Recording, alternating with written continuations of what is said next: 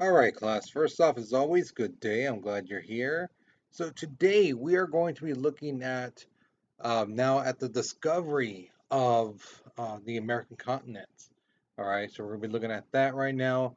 Um, some of the stuff might surprise you. Some of you guys may already know this. It's gonna be interesting to see because again, depending on what you've heard, what you've been taught, things like that, you may or may not already know this. So let's go ahead and find out. All right, so here is your warm-up picture. Okay, um, the first question basically asks you what's going on here. I believe the second question says, do you think the guy um, on the right is going to notice that the other guy is like kind of looking at his paper? Um, yeah, this really does tie in with our lesson. Okay, so go ahead and answer those two questions. Pause the video if you still need to write, but we're moving on in three, two, one. All right, so we've all heard the story about Christopher Columbus. He sailed the ocean blue in the year 1492, things like that. Okay, Columbus was an Italian. Okay, but the thing is, he sailed for Spain. Spain really needed money. They just got their independence from the Moors. They were looking for some way to get money really quick. And again, from the last video, if you remember, or if you just came from that video, people were trying to get spices, perfumes, silk, from Persia, India, and China. And so they're trying to find the quickest way there. Well, Columbus basically goes, well, what if we go this way? You know, the whole notion that, oh, Columbus discovered that the world was round, that's pure baloney. I'm telling you guys this right now, it's pure baloney. The people knew that the earth was round centuries ago, before Columbus. Okay, they knew already. So that whole myth, the whole ideology of Columbus discovering that the world was round, that's pure baloney. The only thing that people didn't know was how big around the world was. So Columbus is like, well, what if it's shorter this way? And he basically told the king and queen of Spain, let me go this way. So they're like, we got nothing to lose, go for it. So they gave him three ships, the Nina, the Pinta, and the Santa Maria. Okay. Now, here is another fun fact. Christopher Columbus was not the first European to discover the New World. That honor goes to Leif Erikson. Okay, Leif Erikson was a Viking from Scandinavia. He was the first one to set foot in northern Canada. Okay, he actually discovered, I believe it's Iceland. Yeah, I think Iceland comes first. So he discovered Iceland, his son discovered Greenland, and then he's like, oh, there's more land right there, so let's go. And that would be Canada. So if you notice, if you watch football, the Minnesota team is known as the Vikings because there's evidence that the Vikings actually made it that far down. They made it through Canada and made it to the Minnesota area. Okay. Now, the difference between Erickson and Columbus is quite significant.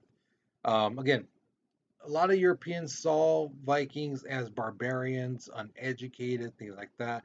So even if Erickson was shouting from the rooftop, I discovered this new land over here, this and that, people would be like, oh, nice. Okay, whatever. Go beat your chest and go sail the seas, you know. But Columbus was an Italian, and Italians were more respected than the Vikings. And of course, Columbus is coming back to Spain with food that they have never seen, spices that they've never seen. He even brought some people, and we're like, look at this. These little people are on the other side of the world. I discovered a new world. these guys live there. Look at that. Look at these little people. So he became celebrity famous, just bam, big. Okay, and like I said, Columbus was more of a diva. Erickson was not, but even if Erickson was, people wouldn't take his word lightly because again, he's a Viking. So in total, Columbus made three more voyages. Okay, now here was a problem. Spain and Portugal, they were both sending ships over to discover this new land. But they started getting mad at each other and they were about to fight each other. And this was not good in the eyes of the Catholic Church because the thing is, both Portuguese and Spaniards are Catholic. So they didn't want the Catholics to be fighting each other. So the church basically helped out break out this agreement, all right, in 1492. It gave the rights of all the land that Spain discovered to them. They basically said, okay, Spain, what have you discovered? Okay, that's all yours. Um, Portugal, what have you discovered? We discovered Brazil. Fine, that's yours. Okay. Now the conquistadors, the conquerors, are going to in basically take over. Um, Hernan Cortez, which is on the top and to the left, that guy, he defeated the Aztecs. Again, he saw the Aztec city on a lake. Okay, again, he saw these Aztecs, he saw how they dressed, and he was like, "Oh God, these little people are half naked, things like that. They don't speak my language." But then when he saw the city on a lake, that really impressed him. Okay. Also, what he did, he also burnt his ships when he got to Mexico. He burnt his ships so that his men could not run away back home. Okay. Fernando Pizarro, the guy on top, you see to the left, or sorry, to the right. Um, about 11 years later, after Cortez, he goes to Peru and he conquers the Incas. Now, what he does is pretty interesting. He actually gets a hold of the Inca um, leader. He has a knife to his throat. He tells the people, "Bring me all your silver, your jewels, gems, everything." So the people do. They bring all the silver, gold, jewels, things like that, and they bring it to him. All right. So his men are taking it, things like that, and he then slits the throat of the Inca leader. The next guy, Juan Ponce de Leon, he claims Florida, which is, I don't know if you can see this mouse right here. Okay. Now, why is he going to Florida?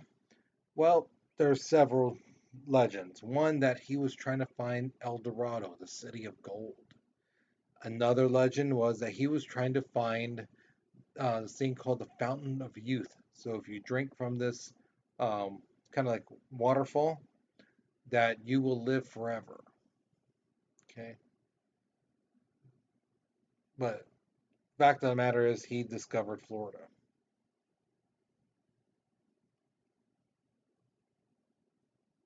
All right, so here's your next question. Even though many Americans know the truth about Columbus, why do you think people still celebrate him in discovering the New World? Why do you think people still celebrate him, acknowledge him as, oh yeah, he discovered the New World? Why do you think they do that still to this day? Even though we know better, even though we have the facts, why do you think people still celebrate Columbus? Okay, so go ahead, write your response. Okay, but we're moving on in three, two, one. So Spain ruled the land from Florida to California. I don't know if you can see my mouse. This gray area, they owned all that. Okay, the people who settled from Spain to the New Spain area, they were told, okay, yeah, you can move over there, you can have some land, but you got to do some things. You can either be a farmer, start growing corn, tomatoes, stuff that we here in Spain don't have. You can start mining, start digging into the ground, uh, try to find gold, silver, jewels, gems, whatever. Or you can create a cattle ranch, right? Start building cattle so we can have meat, for you guys and for us here in Spain. So you got to do one of those three jobs. That's one thing. The second thing, which is a non-negotiable, you have to do it. That was spread Catholicism, spread the Catholic faith. Um, this is why a lot of Latinos and a lot of Mexicans are Catholic. It's because of this. Okay. Now, this is a cool little fun thing. Missions were created in the 1600s and 1700s all along California and several spots scattered about. But the ones in California, right here in our coast, those are very interesting in that they're built a day's march apart from each other. So what they would do is somebody would stay at one particular place, they'd walk for a day, and then wherever it was for like a day, they would then mark it and then say, okay, this is where we're going to make another mission, so that people can walk to another place, can rest, things like that, and walk all along um, California coastline. That's why a lot of the coastal towns have saint names, Santa Cruz, Santa Maria, you know. That's why they have those names. All right, so here's the thing. France actually claimed some land from the Gulf of Mexico on up the Mississippi River. So now you have Spain, you have um, France now owning land in the New World. So the English said, hey, you know what? We need to start doing that too. We need to start getting over there. So the pilgrims came, yes, but then they were like, you know what? We need to make like a business venture. We need to invest in a city or a town to be made, and those people basically send us resources so that we could sell and make a profit. Okay. So the city of Jamestown was created. Okay. And in Jamestown, they're like looking around going, okay, what can we sell? Well, there's a lot of wood. We could sell wood. Well, other places are selling wood. Okay, well, what about fish? I don't know. Other places are selling fish. Okay, darn it. Well, what about this stuff right here, this plant, this tobacco? You know, the Native Americans are like, you smoke it, things like that, you dry it, and it grows so much stronger and better than anything else. So that's the thing. They realize this plant does grow better in this area.